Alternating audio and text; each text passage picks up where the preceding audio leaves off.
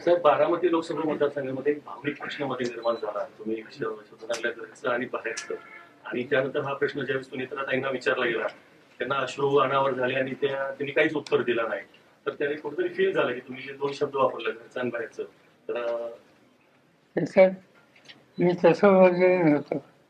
मी जे बोललो होतो प्रश्न काय विचारला प्रश्न तिथं अजित पवारांनी काही भाषण केलं. त्यांच्या भाषणात त्यांनी सांगितलं की मला निवडून दिलं, मला म्हणजे त्यांना स्वतः निवडून दिलं, ताईंना निवडून दिलं, आता सुनेला निवडून द्या. आणि देत असताना त्यांनी आणखीन काही वाक्य वापरायचं. हा, तर त्याच्या संबंधी मी फक्त स्पष्टीकरण केलं. त्यापेक्षा वेगळं काही सांगायचं कारण नाही.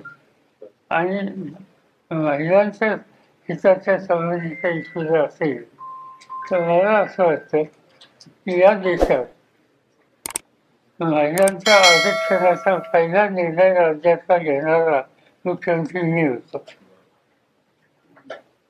शासकीय सेवेमध्ये त्यांना एक विशिष्ट आरक्षण द्यायचा निर्णय माझा होता.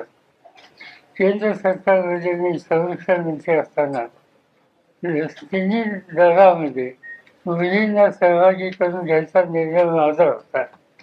त्यामुळे असे अनेक निर्णय आहेत की त्या निर्णयामध्ये महिलांना सन्मान आणि प्रतिष्ठा मिळेल तिची काळजी घेण्याची भूमिका मी घेतली.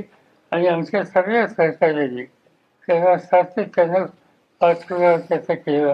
आणि हे झाल्यामुळं आम्हाला लोकांच्या या महिलांच्याकडे बघायचा दृष्टिकोन किती समंजसपणाचा आणि पाठपुरावा करण्याचा आहे हे स्पष्ट होतं. त्यामुळे कारण नसताना एखाद्या शब्दावरने त्याची वेगळं वाचन तयार करायचा प्रयत्न कोणी केला तर तो काही फार दिवस टिकणार नाही.